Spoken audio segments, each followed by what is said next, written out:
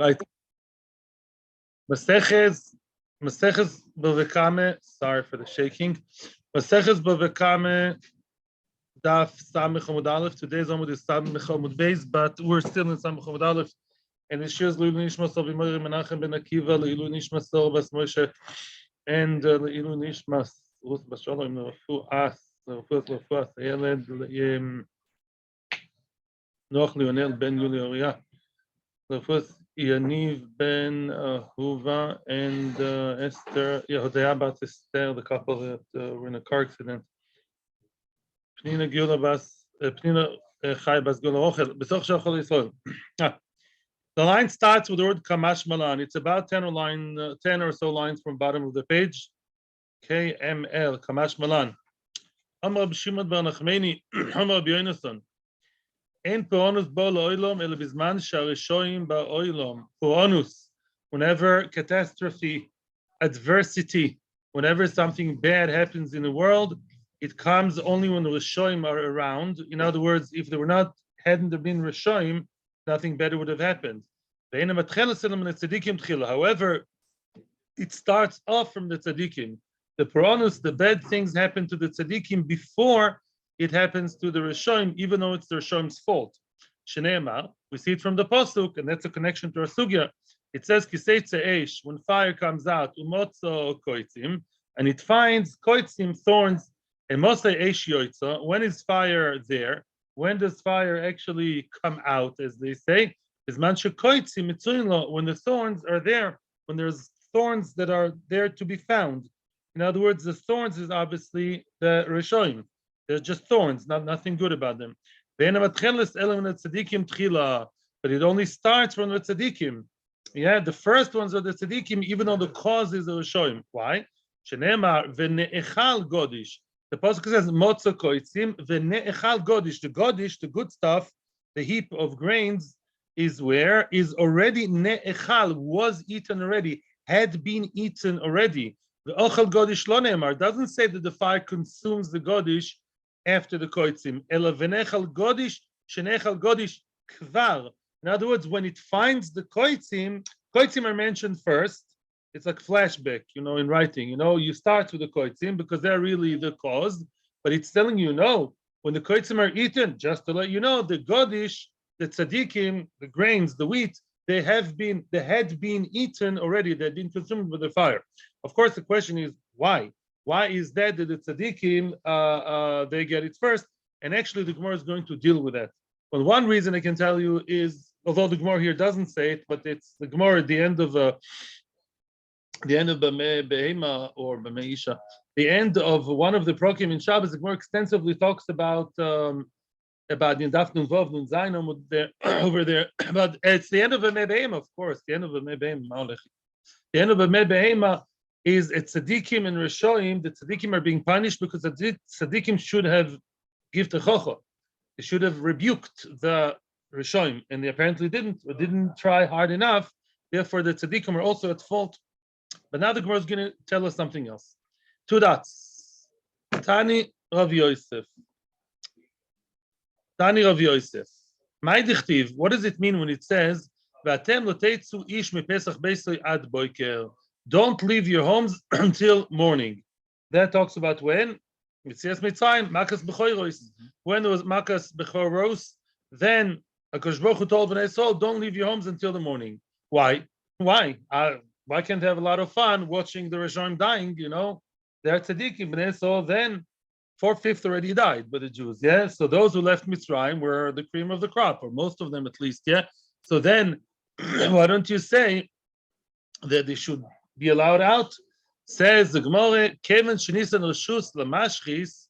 Once the destructive force, whatever the mashchis is, yeah, the angels of death, of the evil forces, run because once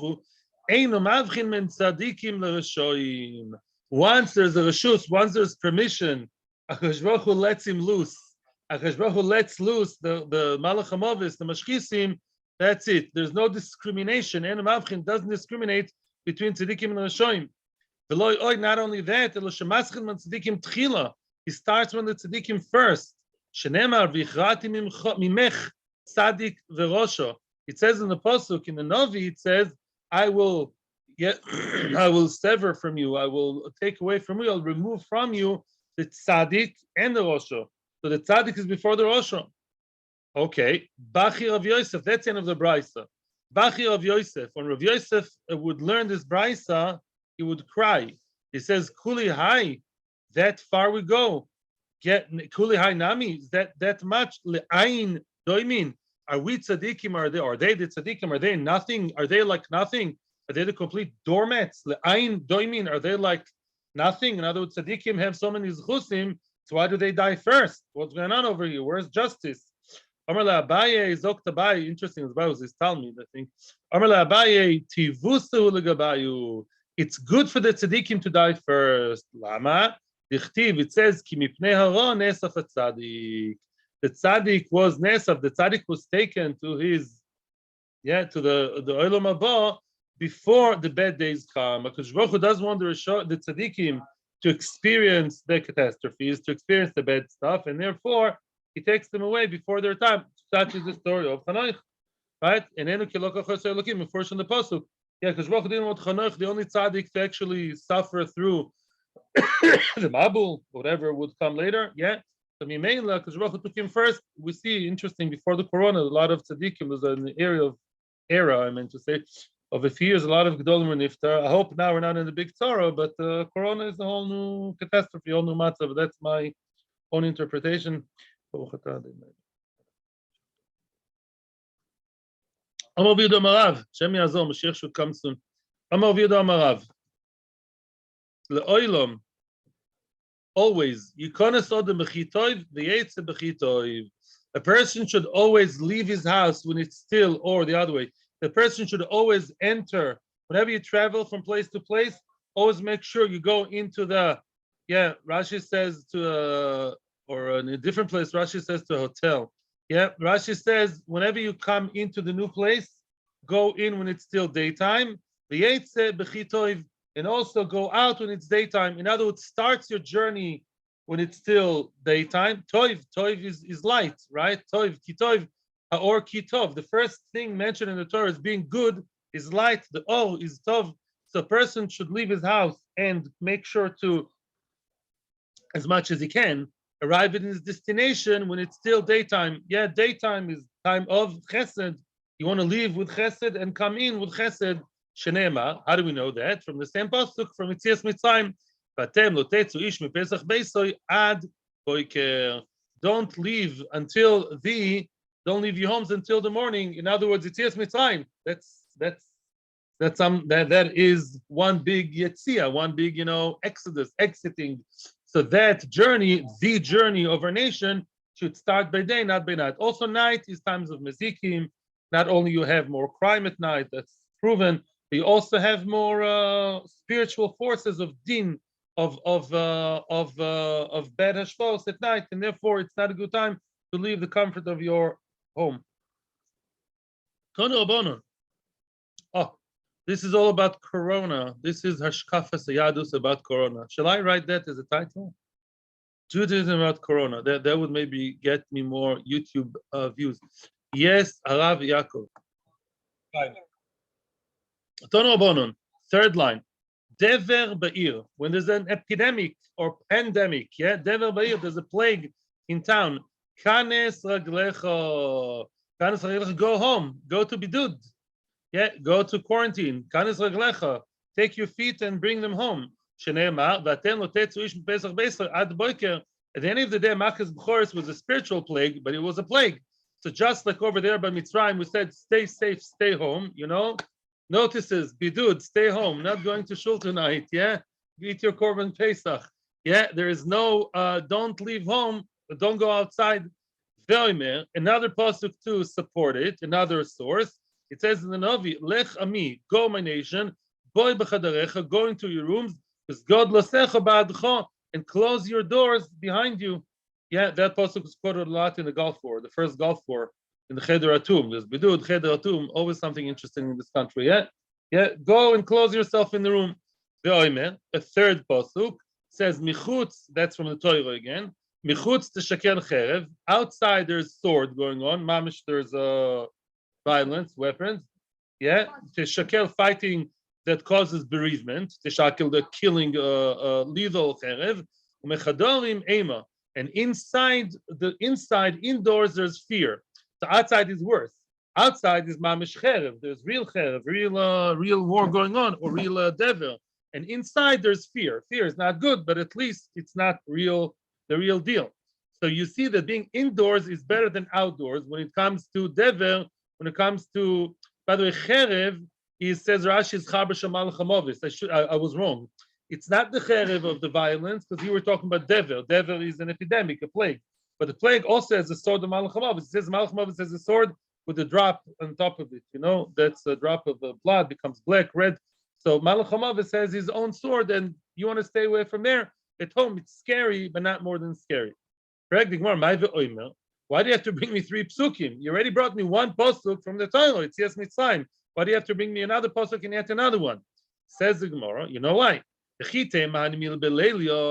would have said it's yes mitzvayim was by night, and night is time of din. Say when you have plague and it's nighttime, that's double trouble. Stay home. Maybe by daytime it's better. Maybe daytime go out because it's not zman of din. Even though there's plague, maybe you can still go outside. So that's why we bring another pasuk of boy b'chadarecha that tells you the pasuk of boy b'chadarecha. The second pasuk didn't speak about day or night, anytime, day, night, or afternoon, or all the time. You better stay inside and stay safe. Tashma, sorry. Yeah, tashma lechami boy b'chadarecha was God losecha. Going to your house, close your door, regardless whether it's day or night. The chitema. Here comes, why do you need the third pasuk about the sword versus the fear inside? The chitema, you would have still asked me, hanimili, echadeleka ema migavoy. Maybe I would say like this. When there's no fear inside, yeah, when outside it's all bad, and inside it's cozy and comfortable and no problem whatsoever, you know, you have your safe lock on the door and everything is good, everything is closed, and then it's good, then stay safe inside and go out. Don't go outside. But when you have fear inside, you're scared that maybe the disease will come inside or something else would come inside, you have fear, then maybe it's better to go outside. Why would it be better to go outside? I would have said like this, says the Gemara, Kinofik, when it goes out, Yossi beni inchi betzavta the alma tfeima ali. Maybe it's better to sit outside with more people. Yeah. Misery loves company. In other words, when it's indoors and outdoors, they are both as dangerous. Maybe it's kedai to go outside because there you have more company, more people. So you may die, but lamaisa at least in good mood, and maybe that's better. And inside there's also a problem. So Oshman, no, we don't say that. Michutz teshakel cherev, mechadorim ema. Outdoors is the sword of malach hamavis, and inside it's fear. Even though inside you have fear and it's not comfortable and you feel fearful, maybe because you're alone, but so that's pro staying indoors. Yeah, in times of corona, even though indoors may be more depressing, but lemaisa, you know, outdoors you feel more, you know, light, sunshine, and people all around you. But it's still better to stay inside because of the fear of the plague. And actually, we'll continue one more line, and then I'll give you some more insight. Rove, story time about Rove. Rove, Be'idan Ritcha, in times of Dever, says Rashi. Ritcha is Dever, the time of the plague. Havi Sochar Kavi Lischor, he would have blocked, he would have closed the Kavi. Kavi are windows. Yeah, in Aramaic, Kavi is the window. He would have closed the windows. Atum. Dichtiv, it says, Ki olam oves b'chaloneinu, because the moves, the death is climbing upper windows. Yeah, window XP. In other words, the chalon is something that you block the window so death doesn't come in. I looked in the En Yaakov, if I'm not mistaken, I saw a few meforshim here. One of the meforshim in the En Yaakov, maybe the meforshim in the back of the Gemara, says that this is Poshet Pshat, this is just to stay safe. Stay safe. I don't know if he knew about germs or not, but he says that something in the air is contaminated when there's plague around, and you know we know about it today. He says the avir, dak, something.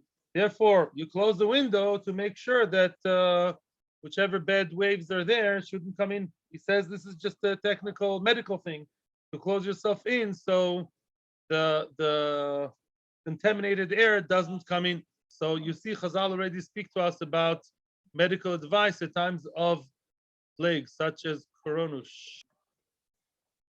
I did see, I think it was during the Gulf War, so one of the Meforshim says that when you close the window and come in, it means you do tshuva. To go outside and talk to people, you're basically not doing your cheshbon nefesh. You just, you talk about the nayas, did it start in China? Is it all fabricated? You just talk about the plague or whatever that is without really doing introspection. You go inside into your room, it's the rooms of your heart.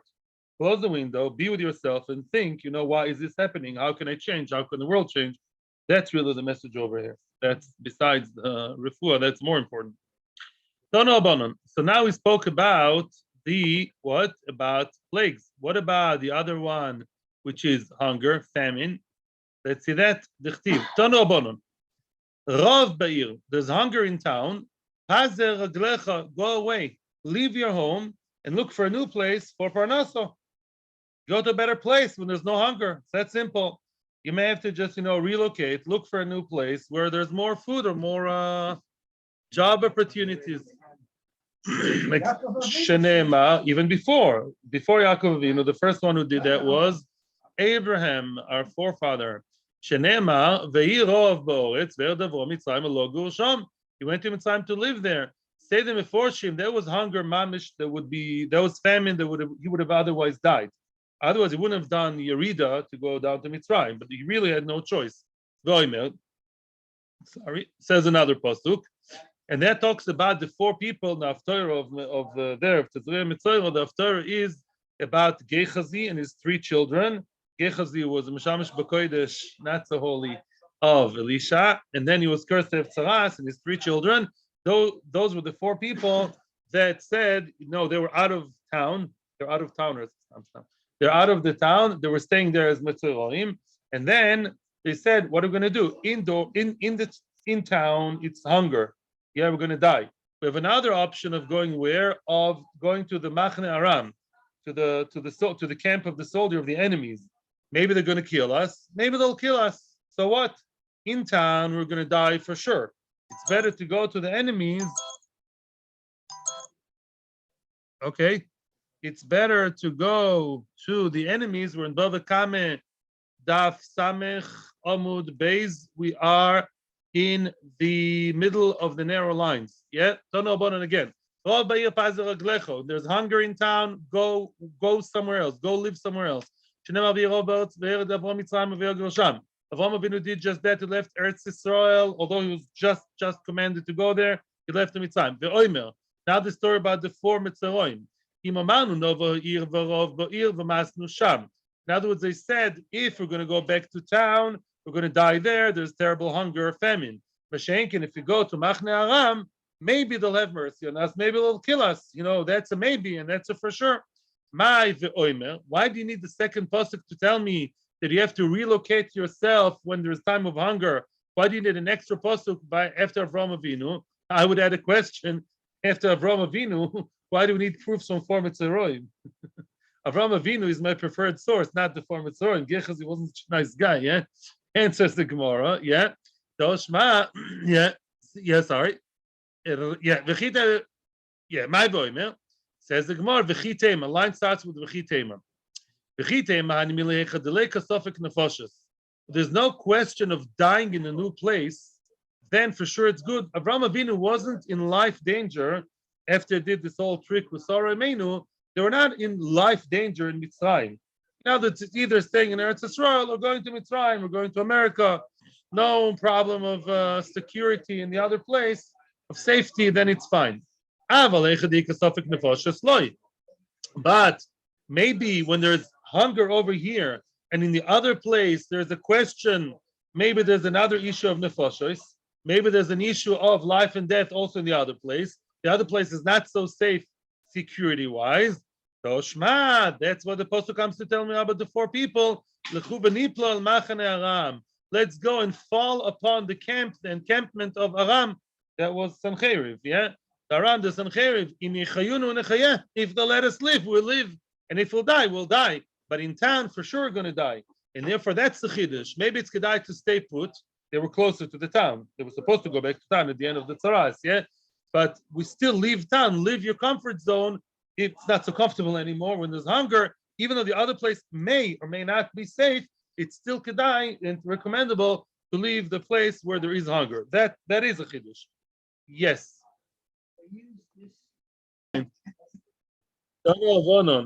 Dever ba'ir.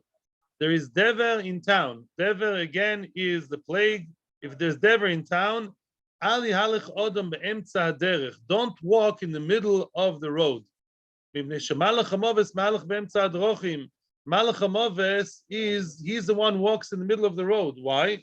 He feels like a balabos. He's now the owner of the malach hamoves. He's the big boss. The came the evil of Shusa. Since malach hamoves gets permission to be the town's sheriff, he is allowed to do whatever he wants right now in times of dever. Masgi lehedya. So mainly he walks, in the middle of the road. Don't walk in the middle of the road. Soon I'll explain to you a very nice parish on that I saw in the Meforshim. Shalom ba'ir. When everything is fine, everything is good and nice and good. Ali alach betzidei drochim. Don't go on the side of the road. The keva the leis the Rishusa. Malach hamoves has no permission to hurt people. Not as much, of course, when everything is nice and peaceful and dandy. Then you know what Malach hamoves does? Machdi chivuye. He's hiding umasgi. He walks in the sides. Yeah, Malach hamoves walks in the side. Says the I don't remember exactly who, and I'll tell you what I've seen about it. He talks about your behavior. The middle derech means derech. It's a figurative derech. When you have normally when things are shalom, I'm starting the other way now. When everything is at peace, everything is good. Don't be extreme. Don't be extreme into being austere and super health crazy. Don't be extreme. Eat ice creams all day long. Have the healthy middle.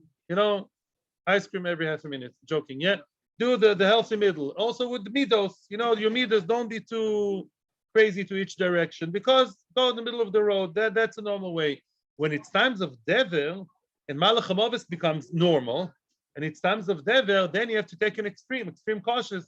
You have to be extremely cautious. You have to be extremely frum, extremely healthy, extremely whatever, because times of extreme require extreme measures.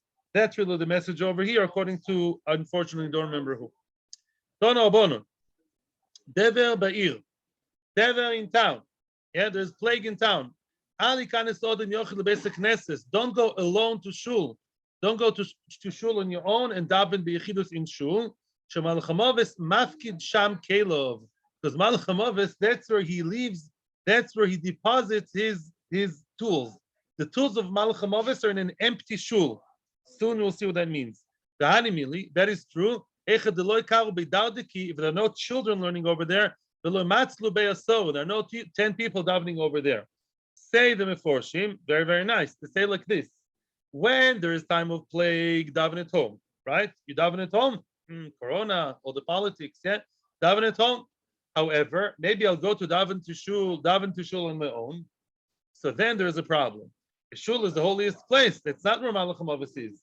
But if it's a time when people can go to shul and they don't, then shul is the worst place. It's a tvia. Why aren't people in shul? When people can go to shul or kids can go to cheder, and they very easily, because it's dever, they're not so sure if to go to shul, not go to shul. They're not so sure if to go to cheder, not to go to cheder, and they opt not to go to cheder, or they could have. So that holy place, devoid of its kedusha, is exactly not just Malach hamoves. That's his depot. That's his office.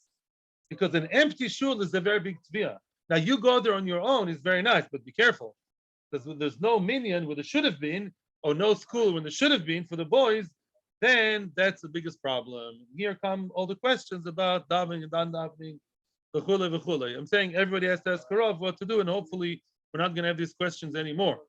Tono abonon. Oh, now about dogs, my other favorite subject. Today I'm all soapbox all the time. Tono abonon. Klovim boichim. When dogs cry.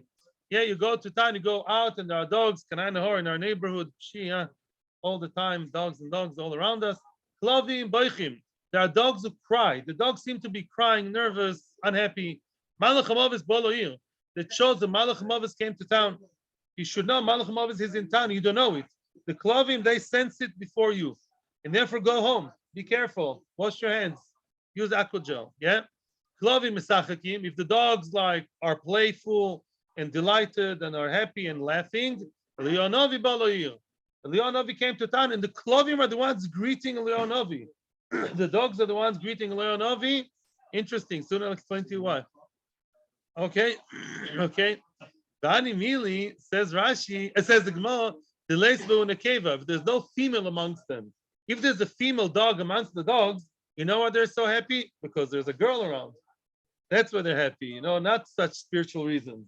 They all start with her, as they say. Yeah, that's why they're happy. But if there's no girls, it's an all male dog area. So why are they so happy all of a sudden? They're happy because Eliyahu comes. Okay. So now I really had to open the book because, as you know, I'm not exactly a dog lover, to say the least. So now I have to take off my hat, and that's it. I'm resigning. Says the parish called Malkiel. I don't know. That's one of the enforcement in Yaakov. He says as follows. He says, as we all know, Kelev, he says it, Kelev is Kuloi Lev. Kuloi Lev is all heart. The Kelev is the most loyal animal to its owner. It's extremely loyal to its owner. If anybody tries to hurt its owner, then what? Then the master, the dog goes crazy as much as he can, So that's a dog. Now, he says also that every animal has a malach, every species of animals, the choshev ones especially, they have a malach in charge of them. So the dogs also have a malach. Now he says the dogs have a malach. Every malach has another malach on top of him. Eliyahu Novi, he stands very, very high in Shamayim. Eliyahu Novi is also, what's the midah of Eliyahu Novi? What's the specialty of Eliyahu Novi? What was he? He was a kanoi. The kanoi. He was a kanoi. What's a kanoi? He's somebody who's super extra loyal to his owner, to his master, to his creator and maker. So a kanoi, a real kanoi, he's not a guy who throws stones at people. Real kanoi, he's really zealous about what? The owner. So it says the dogs, the Avdi and Yomi are connected. So that's why the Klovim, they realize when he comes. They connect to him spiritually because they represent the Amanus, they represent loyalty. Yeah, and therefore they're connected. Mashenkel Malach HaMavis is the biggest, the unloyal one. Malach HaMavis wants to separate us from HaKadosh Baruch Hu. Malach HaMavis is also the Satan, the Yitzhar, the Gemara in the Basra, Yudzayin, I think. Yeah, the Malach HaMavis is the most, how do you say unloyal? Disloyal, thank you. He's a disloyal one. He's the one who separates, who cuts. He's the macher. Yeah, he's the asken. So that Malach HaMavis, the Klovim can't take him. They can't stand him. Mimela, they cry when he comes. So why isn't it good to own a dog still? So yeah. So that's why some people say that it's not good to have a dog because it's very, very loyal to you. So if your best friend is a dog, it's not good. Your best friend should be a human being. You're lowering yourself to the level of a chaya who's very, very loyal to you. I'll give you a mashal, which is not a very nice mashal. Yeah. Let's say your second cousin wants to marry a shiksa. I'm not comparing a dog to a shiksa, but I'm saying the shiksa is worse to marry. But I'm saying he wants to marry a shiksa. Which shiksa should he marry? He's not going to listen to you frum-wise. But you hope he'll marry a shiksa who will not be loyal to him, and then he'll get divorced. If she'll be a very good wife, loyal and amazing wife, and a good homemaker, that's very bad. I'm not joking. A guy who was married to a shiksa, he came to me once in a place, I don't want to say the name of the place, and he said he has a problem with Shalom Bayis. So in my heart, I said, great. I didn't say it to him. Shalom Bayis with his goyish wife. So I said, whoa, I didn't say it. Yeah, but that's what I thought. And eventually got divorced. So I'm saying, if the dog who has his issues in Ruchnias and is a Tome animal, is so loyal to you and so close to you, Gufa is that's the catch over here. Okay, I'll stop here before people throw tomatoes at me. Yosef Rav Ami Vavasi, but it's interesting the connection to Eliyahu Novi. Yosef Rav Ami Verav Asi. Yeah, we are in the middle, towards the end of the not widest but wide lines. Yosef Rav Ami Rav Asi kamed b'Yitzchak Nafcha. Rav Ami and Rav Asi sat in front of Rav Yitzchak Nafcha. Mar Omer Lei, one told him, Lema Mar Shmaitza. One of them said, please teach us Shmaitza, halacha, a real hard sugya, Shol Shenogach. Mar Omer Lei, the other one requested, Lema Mar Aggadata. I want you, please, Mr. Rabbi, tell us Aggadata, tell us Aggadah. Yeah, why is Aggadah called Aggadah? Because Egged, besides being a bus company, Aggadah is to connect. It connects you to Torah. Musar and Aggadita and philosophy, they connect you to Torah. You feel more connected through them to the Shmaitza, to the dry, seemingly dry mitzvahs. So each one wanted to different. Each one switched. Each one pressed a different button in the program. He wants Shmaitza and he wants Aggadita. He started speaking Aggadita. The other one objected, didn't let him. So he said, "Okay, I'll give you a halacha shiur." Then the other one objected. So now he's really stuck. So Rabbi Yitzchak Nafcha doesn't know what to do with Rami and Ravasi. By the way, the gear says Rabbi Amin Rabias, because we're Eretz Yisrael. Omalem, he told them, he explained his predicament to them in a very famous mashal. I'll tell you what this is like. I'll tell you what my situation is like. A person is married to two wives. Good luck to him. One of them was young, the other one was old. Yoldo, the young girl, the young woman, Melaketis loy levonois. The young one, this guy was, look me, yeah, salt and pepper. He has some black hair and some white hair. Yeah. So now the young one, she didn't want to marry to an old guy. You know, it doesn't look nice on the Facebook page. You know, me and the old guy, sugar daddy. What do you think? So what? So she would pluck out his white hair. So he should look all black. Zakena, the old woman, you know what are going to say to her? You married a young schnips, it was even weirder. Yeah, you're married to a young guy, what's in your mind? Well, Ketis loy, so what did she do? Shchairos. She took away the black ones. She plucked out the black ones. Ninsa kereach mikanu mikan. Kamzari became bold from both directions. You say this to any Israeli, Chiloni, the expression kereach mikanu mikan is a very common expression in today's Hebrew. You lost on both ends. Kerech mikan mikan. You say to a kibbutznik from Shomer HaTzair who eats chazer on Yom Kippur, bet I'm signing you on the dotted line. Every Israeli who's somehow a little bit educated, who's not completely out, would know the expression kerech mikan mikan. Kerech mikan mikan means I lost both options. How do you say in English? Like, not you can't have the cake and eat it. It's like I lost both. I lost on both directions. I lost on both sides. It's a double loss from both sides. It's a loss though. It's kilo. I tried one program, then the other one. It came out. I lost on both ends. That's expression. Kerech mikanu mikan. And let me just Omer lahen. So then he told them, I found a solution. Ihachi, if so, I'll tell you a word. I'll tell you a statement, a shiur that would appease both of you, would be equal for both of you. In other words, he managed to say a shiur, as we're going to see now, that combines halacha and Aggadah. That's what he did. Yes, Yaakov. Good. Weiter. What was the shiur that he told them that combined halacha and Aggadah? Of course, it's to do with fire. What's teitze esh? Teitze means went out by itself. Teitze me'atzmo. Again, let's go back to the halacha. When I'm chayav on esh, is it only if I ignited it and actually went to Reuven's field and I set it in fire? No, that actually would be Adam. What's fire? I had a very nice barbecue at home, but I'm irresponsible, and normal wind came, or I gave it to Cheshat of a cotton, smart of me, in certain conditions. And what? And the fire spread while I was sipping my coffee. Yetov. I was just negligent about my fire, but the fire left on its own. I didn't purposefully actually set the fire in someone else's field. I'm still chayiv, right? Now, shalim is shalim, mavir sabera. At the end of the day, even though what? A mavir, listen to this. He's treated, who has to pay? The one who set fire. We view him as if he set fire himself, right? True? In other words, we say, no, don't tell me it was the wind. I thought my 3 years old would be responsible. Don't make stories. You're considered as if you yourself set it on fire. Even though just negligence, you're being passive, it's ki'ilu, you're active. That's the story of fire. What is that to do with the Aggadita? Omar Kadosh Baruch Hu, alay l'shalim es ha'be'er shiv'arti. I have to pay for the fire that I ignited in Yerushalayim, where I set Beis HaMikdash on fire. Ani, says Rashi, really, it wasn't Kadosh Baruch Hu. It wasn't his fault. Why was Beis HaMikdash destroyed? Well, there are many different averos. It was the people. The fire kilo came by itself.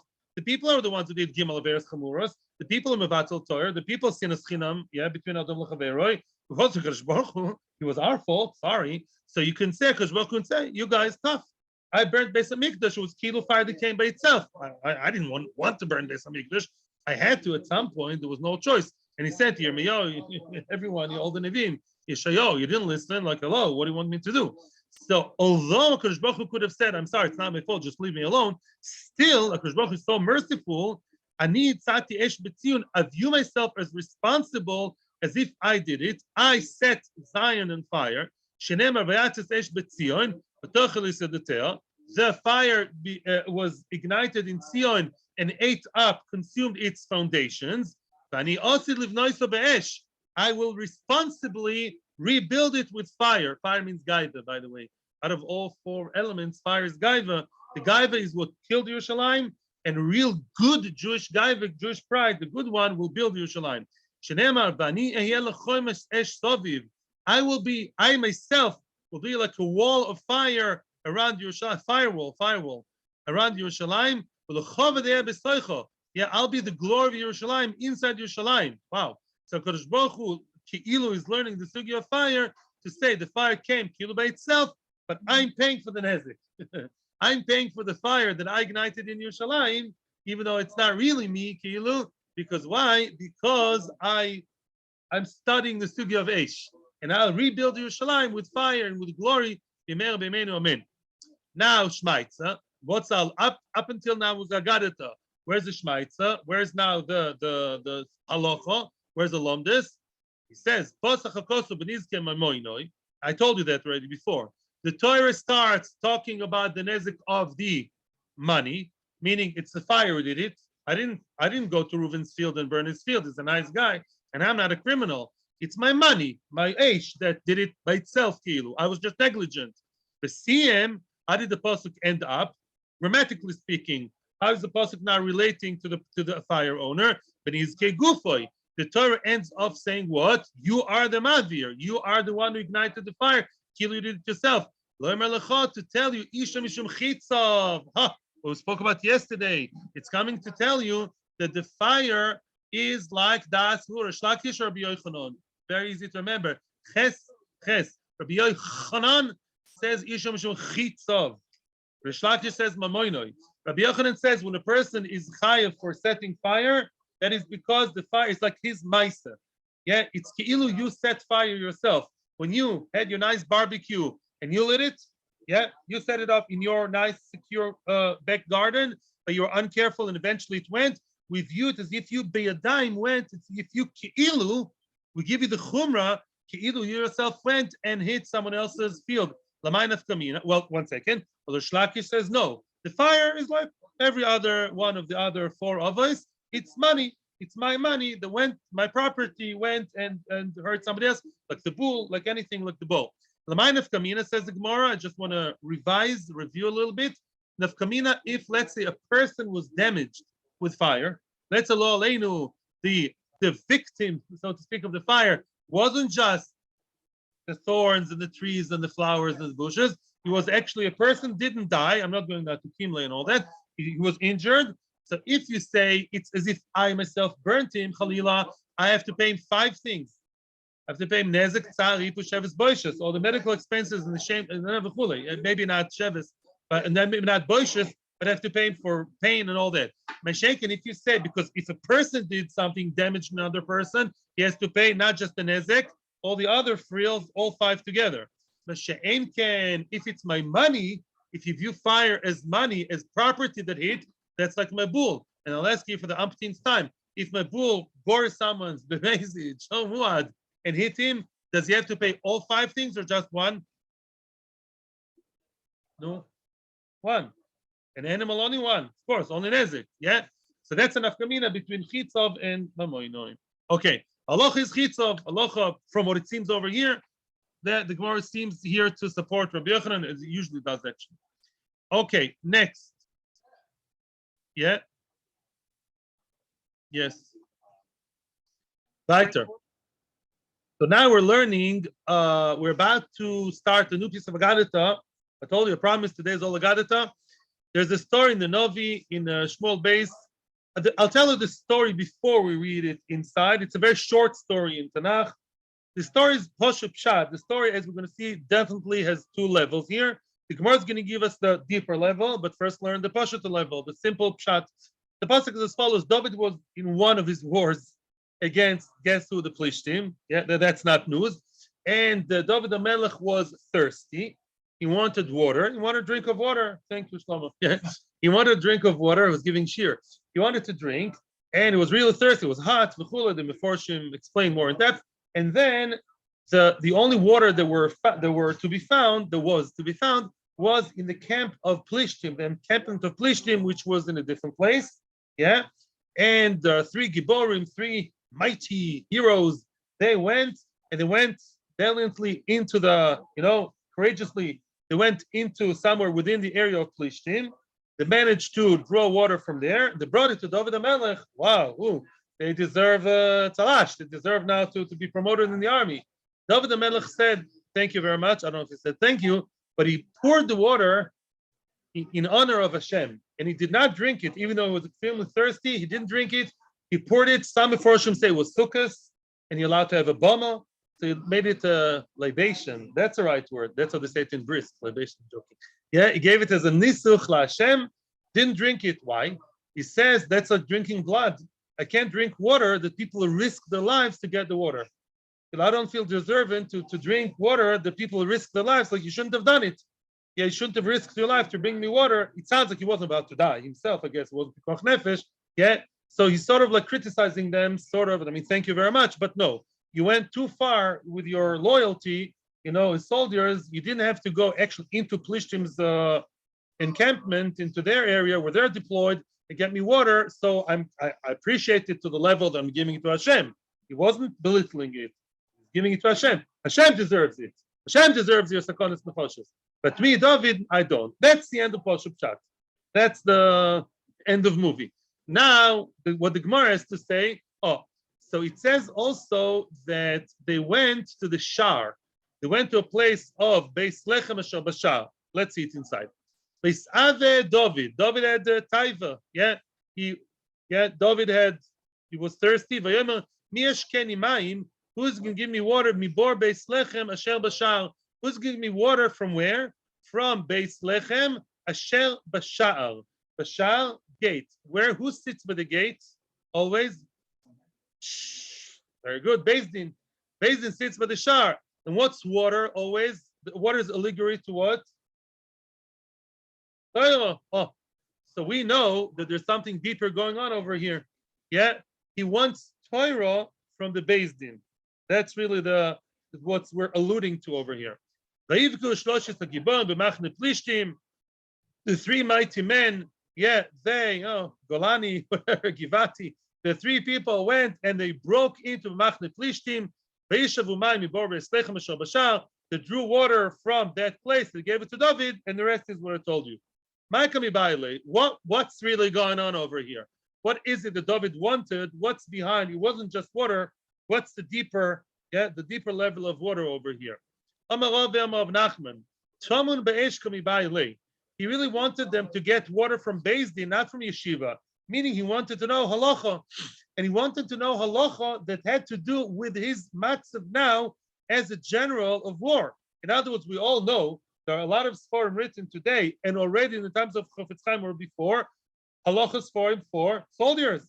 Soldiers have many, many, many halachic questions, right? Tons. He, as an army general, as the Ramatkal, he had halachic questions which were right there and then had to be resolved, urgent. He sent them to Beis Din in order to find out what's the halacha. So what was the question? There are three opinions, by the way. What was the halachic question? That's a Maika Mibaile. What was his question that was so urgent? Answer number one, Omav Nachman, Tomun Be'esh Mibaile. Halacha was about Tomun Be'esh. Yeah.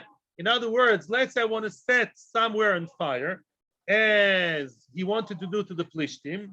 And I want to know, soon we're going to see another pshat about it.